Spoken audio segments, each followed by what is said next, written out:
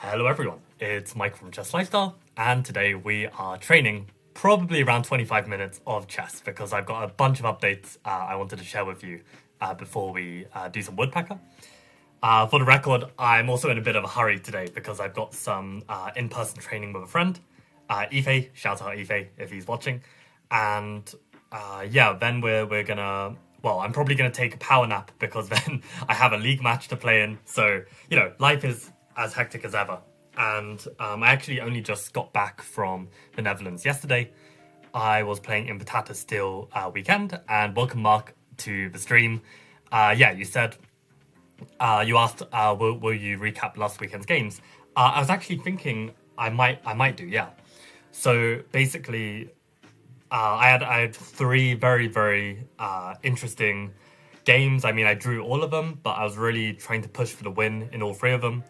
And in two of them, I actually did have an opportunity to win. Like, it was like a +3, +4 position. But I went wrong in my conversion. And actually, yesterday, I actually had a league match as well. So, you know, today is going to be the 5th day in a row of playing chess, classical chess. And yesterday, I also drew from a winning position. So it's four days, 4 draws, and it's been pretty brutal. But very instructive. And yesterday, I feel like probably on a slightly less crazy day where I wasn't spending the whole day traveling and, rushing from place to place. Like, I was, my flight ended up being delayed by an hour, which meant that, like, I missed the train that I wanted to catch in order to teach my lesson in time. Like, you know, basically, yesterday was a mess, right? So I think if I was a little more put together, then I would have been able to convert that position because it got to a really critical moment. And actually, I think I want to share it with you guys very, very quickly, at least that moment where I missed the conversion, because up to that point, the conversion was very clean, right? So that was the chess. And I actually filmed a little bit of footage of Tata Steel. So I think I'll make like a video about it. And I'll show my Tata Steel games in that video as well, if people want that. So yeah, gotta do that at some point. And the other update for you, which you see in the title of this video, is from Chessmood. And I was, completely expecting, I wrote this long, passionate email to Chessmood, asking if they can, honor the prize, our 10th place prize for the Chessmood Grand Prix, which we never received. And basically they said no. and I really didn't like their excuses, to be honest. So then I wrote another reply, basically just clarifying the stance and making one last ditch attempt, right? And, I didn't hear back for several weeks, and I thought, well, okay, that's it. They're just going to air it, they're going to ghost it, and that's it.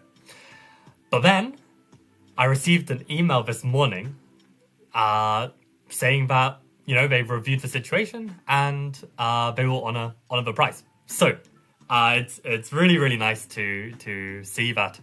I think from a fairness perspective, I think we have absolutely every right to be, unhappy with the situation and file an appeal. And it's really cool that they actually acknowledged where we're coming from and have honored our qualification to the finals. So W Chessmood, indeed, yes. And basically, everyone who earned a prize will get a prize. So I will be in touch for any of you who didn't claim it yet, because you guys earned it. So that's the W Chessmood news, and let's get into showing you my game, and then we'll do a very, very quick Woodpecker run, and then Edward training. It's a long day. It's a long day. That's not good. There we go. Okay, nice. So let me show you this game that I played yesterday. It was really, it was really unfortunate that I couldn't convert it. But let's have a look. So the funny thing about this game that I played, first of all, it was against a 2000 player who I actually drew to earlier in the season in a different league, right? This was Merseyside League. I was playing Wirral League. I was playing Wirral League back then. And the game that I drew to him, it was a pretty uninspiring game. I wasn't feeling too keen to push. But this game, having just finished this long weekend of 3 draws in a row, I really wanted to win this game. I was like, I'm playing really well. I want to win. And what's more was that the opening we got, this C3 Venom Carlsbad structure, is something that I was debating in the WhatsApp group chat for my team, John Littlewood, where basically everyone in the team disrespects the Carlsbad structure. And, everyone basically, if there's anyone who plays the Carlsbad structure, they're always playing on the black side.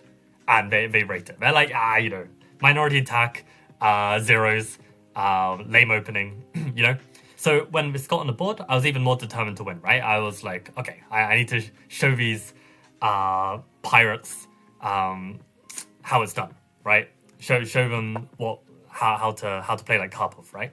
So we get this setup, and I play with Queen C2, just like in my C3 Venom course. Cover both these squares, and Black plays a very precise line, which is 97, which I've got in the course as well.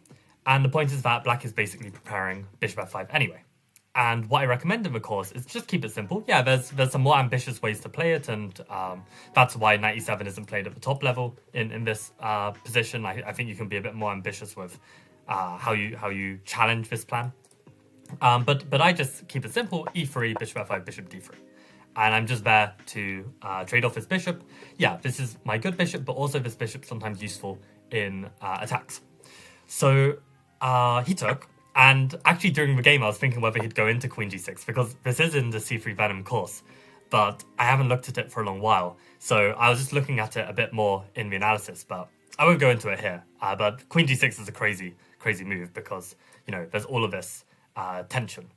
But anyway, he traded and went Queen G6, which I think is a very lame move for Black, because first of all, it's disrespectful to the fact that the Carlsbad structure is a better pawn structure for White, so White wants an endgame. Second of all, it compromises black's structure very slightly, which is going to be useful when we want to play for two advantages. Play on two advantages, right? Like in the endgame. So, okay, I developed, I castled, and he spent like 20 minutes here thinking. I basically had only spent like 5 minutes. And he goes rook d8. And originally my plan was actually not to play the move b4, because we need to be very, very careful with the timing of this move b4. Because black, if they can set up the move b5, knight b6, knight c4, or knight b6, knight c4, b5, then black is definitely equal, right? So, yeah, in this position, my opponent played rook d8, and this I feel like is questionable, because now it actually justifies my rook being on the a file. Because you got to imagine that, you know, in some positions where let's say they just castled, right, and I go a4, they go a6, b4. It's not so easy to always be able to push this b5 break when the rooks are looking at each other, because this can trade. And you know, I'm more talking about a position where okay, I don't know, let's just do this. Like when the rooks are like this, like sometimes they can move our rook away from the b file by utilizing this a file. So my point is that the rook might be decent on a8. If anything, it should probably be on c8, which we'll see later in the game. But d8, I mean, the idea was basically to play for c5 and support this pawn. But now I can go b4. And I spent some time calculating whether black can get away with the move b5, but I don't think they can, right? Because I can play a4. And yeah, I thought if they try and secure this with a6, it's not so strong. I mean, I can enter on a6, I can enter on a7. Even playing a5 was interesting to cover this route. But again, I got to be a bit careful of this knight getting into c4. And also, yeah, I the point of playing b4 like this is if knight b6, then I can already go b5, right? And I already take over. So he castled instead. And this means that I can't yet just play b5, because then black can play c5, then knight is still on d7. So then, okay, it's still probably decent for me, but I was trying to get a bit more out of the position first. So I started with rook c1. My opponent then corrected their mistake with rook c8. And again, I spent a decent amount of time thinking here with the move knight a4, because again, I wanted to be very careful about this plan of b5. And I felt that after knight c5, there's no time for this, because I can play a4. And again, I can enter. And I actually calculated up to here. You know, the knight's attacked. They want to swing it over to d6. But the point is, I've got this move knight d7, and this fork means that I cover d6. C6 is exposed. So I thought that maybe, you know, he'll mess this up. But he didn't play for b5. He went b6 instead, which just felt very ugly. And I was a bit shorter on time here, so I just thought, you know what, let's just go for it. Let's not spend so much time calculating this b5. Let's just play for this. He then goes for a plan to improve his king to try and support the weakness. But I quite liked my plan of g4. Not only does it prevent the back rank issues, but I'm just gaining a bit of space for when I need to create a second weakness. So I improve, and I knew he was preparing this c5 break, so I let him have it. But I felt that my pieces were pretty well placed to handle it. And h4 was nice as well, because yeah, I want to gain this space, especially now that there's not much chance for the opponent to pressure it. So we get this position where I've got one slight weakness over here, one slight weakness over here, and I need to grind this, right? And I feel like I did a really good job. He played rook c4, I supported the pawns, played knight c6, and in this position, I went for the move h5. Knight c6 actually caught me a bit off guard, because I was a bit nervous about like the pressure on knight e5. I didn't really want to have to compromise my structure by playing f3. But what I realized was I can always meet knight e5 with knight d4 to block the rook. And I felt like this was quite a useful move. Of course, Engine at this point I think was still saying zeros, because like, is this where there's an option for a pawn endgame? Maybe not. But in any case, yeah, so I have some interesting sidelines that I thought were playable, but still good for me. But my opponent played knight e7, which I think was just too passive, because then I established the knight on d4, and black can't exactly just go back because this pawn is hanging. Also, I'm probably happy to trade knights, given the rooks will be strong against this isolated pawn. So he takes on h5, I take back, and I've really got a nice grip on the position because this pawn is fixed. This pawn is somewhat fixed, given I've got some pressure here. And he plays a6, which immediately draws my eye to jumping on it with rook b2. Plays rook a4 to try and hold it. I give a check just because of his principle, do not hurry in endgames, right? Like, you want to, even if it's not the most accurate plan, you just want to wear your opponent down. And the problem is for black is that there are a few squares that are obviously bad. I mean, this is obviously terrible because of mate, but even like a move like king c5, I think they have to be very careful of. Like, I feel like my rook might be able to infiltrate somehow. So black played a good move, king d7, and I just went back, and black saw nothing better than to go back. So I've really got my opponent in a bind. And at this moment, I saw a move and a way to exploit the second weakness. So have a think here. White to play, what would you play?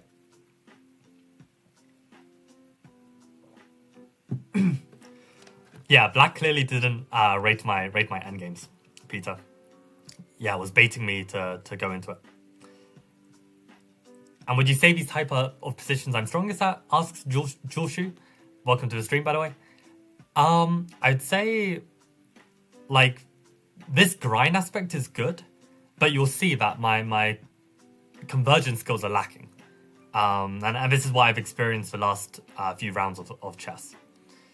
So king g4, I was a bit nervous about because obviously my knight is pinned. So it means that I can't even play like for knight f5, which is clearly a plan that would be nice if I could go for.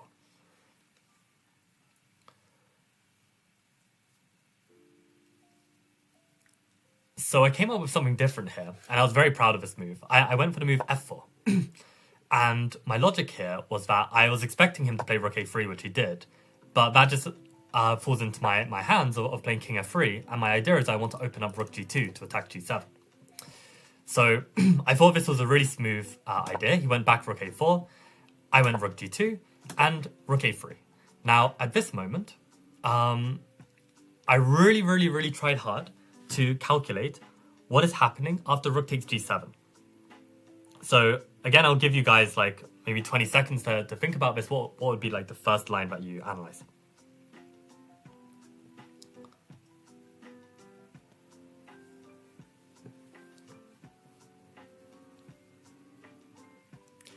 So in this position, what I was calculating was, well, okay, if rook takes g7, rook takes pawn. I mean, my pawn is much more further advanced than their pawn, but I don't want to be in a situation where their pawn can run and my pawn can't, or they can get back and defend, right? So what I was looking at were two ideas. One was to try and, let's say, play king g3 to prevent rook h2 and just stall my pawn. But then I couldn't get past the idea of rook a1, where if I try and move my king to the second rank to block the rook, well, then they can just go back and give me a check. So I couldn't really see progress there. And I also calculated the line rook g7, rook takes pawn, h6, rook h2, h7. And I was really looking hard here how to make progress. The frustrating thing is that there are actually two ways to make progress in that position, and I missed both.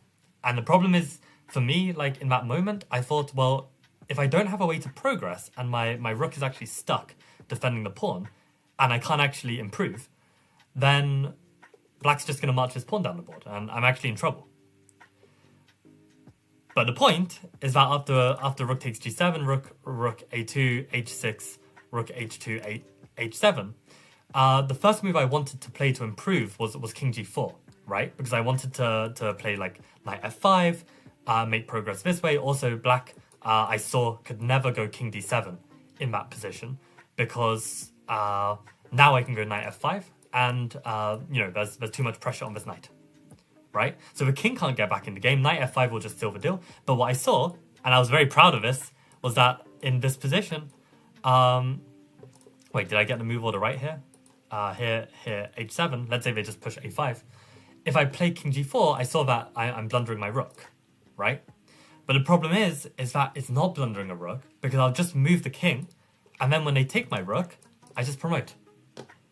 So I missed that I had this promotion idea. And secondly, what I missed was actually after rook takes g7 and rook takes a2, I simply have to move rook f7. And this just wins on the spot because I'm threatening to take, and if black ever moves the rook. And I'm probably gonna keep the h pawn, win both the f and a pawns. I just completely overlooked this rook f7. And I think the reason why is because I think, for me, I quite like my pieces having space. And rook f7 looks like such a cramping move for the rook, like to move it off an open file. But at the end of the day, this is just a weakness, which, I wasn't able to pick up on as being a weakness. Like, I don't think it crossed my mind that it's a hanging piece, right? It's a loose pawn. So, yeah, I reached this position. I was actually very proud of my move anyway. I played rook e2, which is a nice idea because it's kind of gearing up the plan of like king g4 and making progress this way. My opponent still, I was thinking maybe if black just like starts shuffling, then I do think this is a winning plan, and then I can always come back and win this pawn and stuff. But my opponent played a very good move here. He played king d7, and yeah, the point is he's actually trying to improve his position, not just shuffle back and forth. And I realized at this moment, either I go for like some king g4 plan with knight f5, or I just bite the bullet and go for this. Because I felt like it was winning. I really felt like it was correct, but I just couldn't justify it because all I could keep calculating was this line, right? Where I'm pushing, and I was just like, there's nothing here. If I can't go king g4, and pushing the pawn doesn't help, I just thought, maybe I even risk losing this, right? But of course, yeah, king g4 in this position, this check, I'm going to promote. And of course, even in this position, I can still play rook f7, which I just didn't see. So annoyingly, I went rook e2, and in my panic here, I just went knight king g4, just completely losing the plot. And my whole idea was that maybe the issue of my position is that my knight can be better placed, and this plan was just horrendous. I went for this, which actually ties up my pieces completely. Now the knight is actually good, pressuring this pawn. My king is stuck, the knight is pinned, and yeah, I've actually squandered all my winning chances. Like, the position was like +4, and now it's like equal again. And in this position, I managed to. At this point, I was already like, miscalculating completely. I thought I didn't even see that he could take my pawn. I thought he had to take here, and I thought we get this position where I'm a pawn up. So I didn't even calculate this properly. I missed that this was a move. And then my plan was to try and bring my king into the position to go for some checkmate motif since his king is weak. And in this position, my first instinct was to take the pawn, right? And then he takes the pawn, and then we'll try and bring the king round. But of course, what's the issue here? Okay, rook f7 was invisible to you as well, Jewel. Yeah. It's because it just looks like it doesn't, like, it shouldn't do much, like, to put the rook in such a cramped position. But at the end of the day, the pawn is weak. So in this position, like, once upon a time, I would have actually blundered this. I know for certain, maybe even a few years ago. Like, I would have been so tilted from letting this lead slip, I wouldn't even be calculating anymore. I'd just be fueled on, like, emotions. And I would just take this pawn and just blunder the game. Like, this easily could have happened a few years ago. But, of course, nowadays, like, I'm a little bit sharper. So I see this immediately. I try to go for e4 instead. And I try and bring my king around. But the problem is my king gets cut off. And yeah, there's just nothing in this position. Like, I played on for another, like, 20 moves. And, there's just no way to make progress.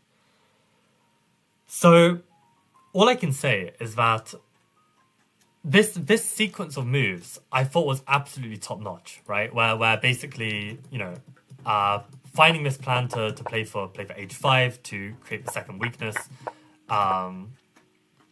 improving the rook, creating some threats, but not like understanding that the threats actually don't do anything but still kind of tire the opponent out because they need to play some good moves to survive, and then switch to the plan that actually makes sense.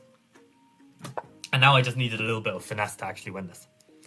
And that is why I'm just going to keep up this discipline of training 3 times a week. Okay, I missed yesterday's stream, which is why I'm catching up today. But yeah, I realized recently that, discipline is so important. Like even if you hate the training, if you are determined to achieve a certain goal and it requires some discomfort, you just got to put the work in. So I'm going to keep training. I'm going to keep trying to improve my ability to calculate. I do think that in this case, this is something I am certainly capable of, but I think my environmental conditions leading up to the game were definitely not ideal. And also, I allowed myself to get too emotional in this position. Like I could feel that it was getting to a critical moment, and I didn't want to let the position slip, and I just got too emotional about the fact that I might lose the game if I reach this position and there's no good move here. Like it's not so easy to... I mean, maybe I should just think like I can always play this or something and bail out with a draw. But yeah, I suddenly had fear, and then the fear was preventing me from just look cleanly at the position and just calculate like rook f7 or just understand that king g4 is actually a good move. I'm not just blundering a rook. But yeah, it's just going to be a matter of time. I mean, like the good news is that these recent games, I have played well, and actually this last round game of Tata Steel against this FM, this FM actually drew Kirill Alexienko 1 or 2 months ago, who's like a top 100 player in the world. And the fact that I equalized out the opening, I then declined a draw offer, and then I was pushing for the win, and then just couldn't do enough to win the game. I mean, like we're close. We just gotta turn these draws into wins. But the cool thing is, these last 4 rounds, I've had 3 whites, 1 black. I haven't had... Oh, and the black game was against the FM, and it was basically a c3 Venom reversed because my opponent played 1 b3. But I basically played c3 Venom in all 4 games, and there wasn't a single position where I was worse in any of the games. And 3 of these games, I had like a +4 advantage. So basically, my chess is there. I just need to get better at this final blow. And I know that's been my weakness for the longest time, but yeah, we're close. We're close to being good. We're close to getting real good. So yeah, that's the update for you guys. And let's now do some Woodpecker. And yeah, I will get to work editing a video for the Tata Steel tournament. Definitely got some thoughts to share on that. But yeah, that was my game yesterday. So frustrating one, but yeah, we live and we learn. We live and we learn. Okay, let's go. So I've probably only got time for like around 10 minutes of this, and then I have to get moving.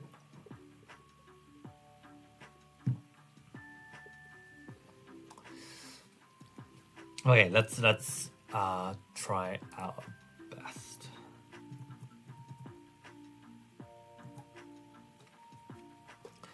Right, so we've got rook, bishop, 5 pawns, rook, bishop, 5 pawns. So we're an exchange up. King safety, our king's quite safe. Their king is a little exposed. Tension between pieces. There's tension on our bishop. We got tension on the bishop and pawn. We got tension on the pawn here. Got x-ray to the rook, x-ray to the pawn. Maybe x-ray to the square. Loose pieces. I mean, this is hanging. This is loose. That's about it. Okay, so what checks do we have? We don't have any checks. What captures do we have? I mean, I'm wondering, like, in that game when I had that moment where I was struggling for a plan. I guess the problem in that position, there were no checks, captures, threats, right? was like how to make progress, and I just couldn't consider enough candidate moves there. But I think also, yeah, that was the problem. Like I was so I was on such a strategical grind that I just wasn't calculating as I should. But really, that was the moment to really like calculate like I'm doing in training, right? So that's a good reminder. Actually, I've got this league match tonight. Let's actually utilize my calculation methodology when it actually is required. Because I think just considering some more candidate moves there, I could have played it. Actually still hurts a bit. So okay, let's keep thinking. So yeah, what checks do we have? No checks. What captures do we have? We've got rook d5, bishop d5, rook b6, rook c5. What threats do we have? Maybe b4 is a threat. a5 maybe, but the rook is really hanging in that case.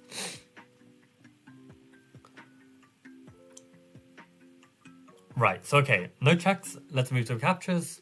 If rook c5, pawn c5, we can take on d5, but probably not enough comp.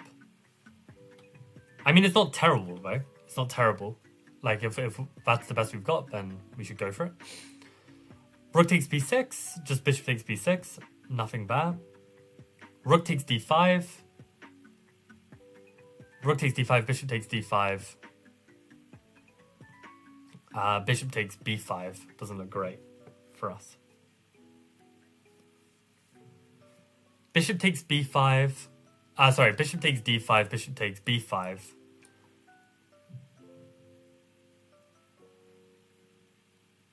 Also doesn't look great. Okay, let's move on to our threats. So a5 just hangs a rook. b4.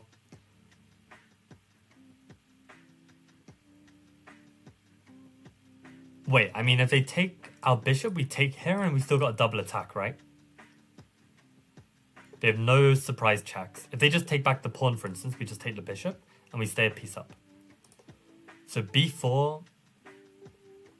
If they take the pawn, then we can just take. b4, is there anything else to consider? Takes the rook, we take the bishop. If they save their rook, we can take their bishop. Rook takes, and then rook takes d5, and again, we're a piece up. So I think b4 must be it. b4, what if they give a check? We just take back, takes, and again, everything is fine. Okay. Oh my god. I did not see that my rook was hanging on this move. Wow. So okay, we're actually very lucky that we have a move here. I presume it's going to be something like rook a1. But that's actually very lucky that like they don't have a move like rook a6 that then just saves the day. Really should find this. So okay, rook a1 just wins. Yeah, it's very annoying. Very annoying, but I missed bishop a4. It's a really nice move. Bishop e2 is a better defense, but still rook e1. bc5, rook e2, d4 is not as clear, but still promising. Interesting. That's interesting, because we still keep the a4 pawn in that line, but then this one is actually not so good. I mean, can't black just go d4 and it's similar? I guess maybe the rook is more active on a4 than on e2.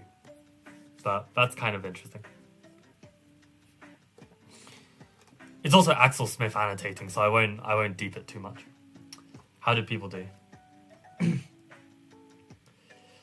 Yeah, thanks for the compliments, Frizz and Julshu. Pretty nice game, and finding F4 was amazing. Yeah, like it felt like it was a really like high level technical grind. It just flowed so nicely, and then just when it came to a crunch, I just bottled it.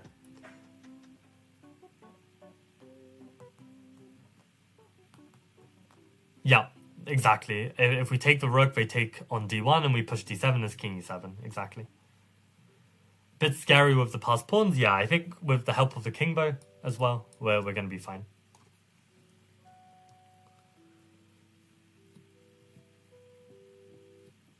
Bishop e2 at the end and visualize. Nice. Quite rusty, haven't trained chess. Fair. Well, We're getting back into it. Rook e6 to defend the bishop on e2 in this position after rook e1. That is a very good point. I guess the point is that we'll just play like bishop f3 or bishop f1. And then just win that position. But yeah, it's not entirely clear. Maybe we can finesse it though. Like my bet is like maybe on rook e6 we can go bishop takes d5 and then bishop f3. Yeah, bishop takes d5 first. Let's say they just move the rook. Oh wow, we just get on with it. That's fair enough. Bishop e2 though. Oh, I'm just losing the game. Whoops. Okay, the rook on e7 actually makes a difference compared to like a rook on e5. In which case bishop f3. Oh, it's defended again. I'm so bad at this game. Oh, I didn't see. Both times I thought the rook was loose. It's so tragic. Okay, fine. Let's solve one more before I run out of time. So yeah, need to consider more moves. I do not stream on Twitch anymore. Just stream on YouTube. Monday, Wednesday, Friday. I know today's a Tuesday, but we're catching up for yesterday.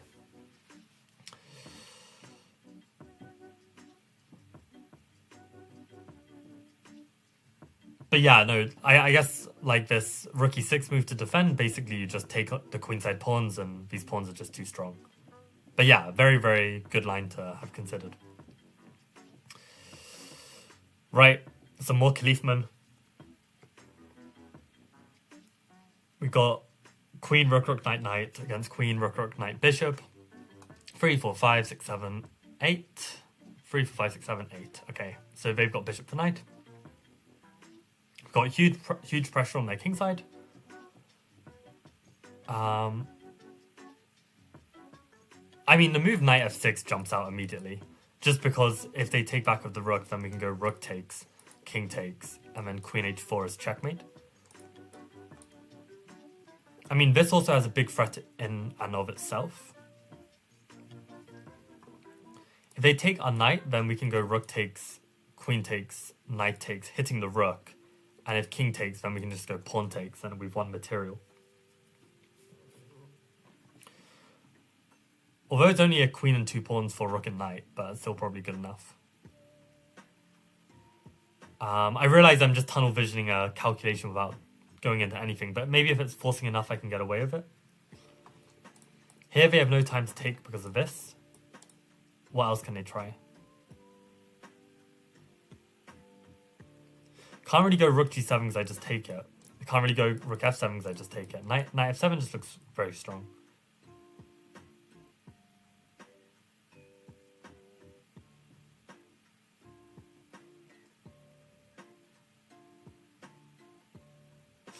I think it just works. I think we can play it.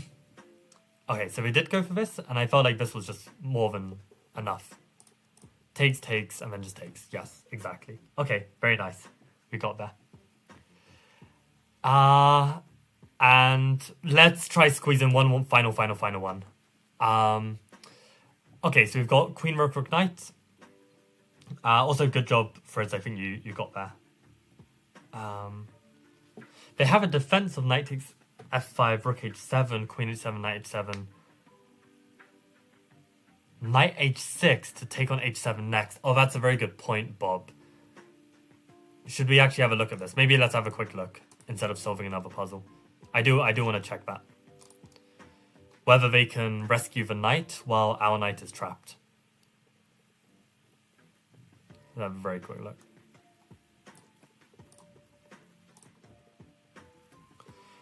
So we were saying it's knight f6 and rook h7. So in this position, after takes, Bob was suggesting knight h6 here, which is a fantastic idea. Like hitting the queen, saving the knight, preparing king takes h7. What a move. So knight h6, how do we even deal with that? And of course Axel Smith doesn't mention it.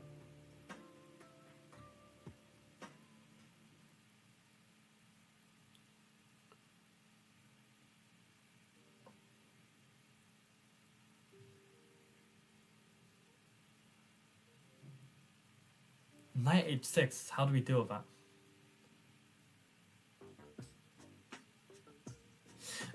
Is it just... I wanted to say knight takes f8, and if knight takes queen, then we just go e7. But the problem is they just go bishop c6. So knight h6.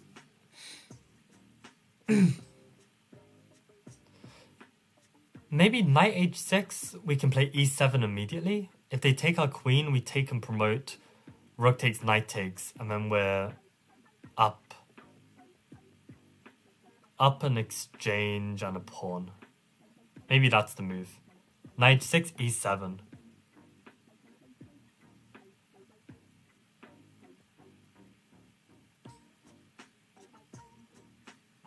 Yeah, and I guess after knight h6, e7, rook e8, we could play a move like queen d7 to both save the queen and also hit the loose bishop. Let's check if e7 is the only move. If it's the only move, I mean, shame on Axel Smith for not solving this. Okay, it's not the only move.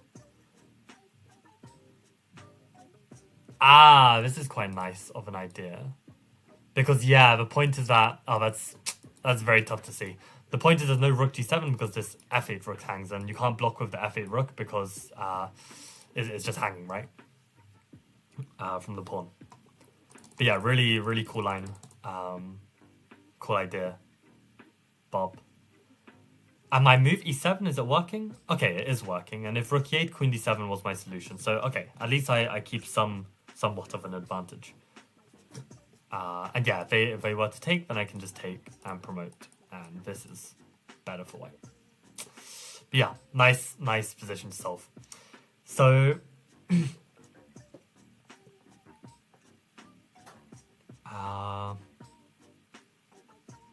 yeah, what happens after knight h6 there? Hopefully that's solved and understood. Okay, then you even found queen h4, king h7, queen e7. Fantastic, Bob. And what is Frizz's solution, actually? Queen h3. Queen h3, king takes h7, e7, rook e8, and queen d7. Looks like it might not be enough. The pawn is loose as well. Yeah.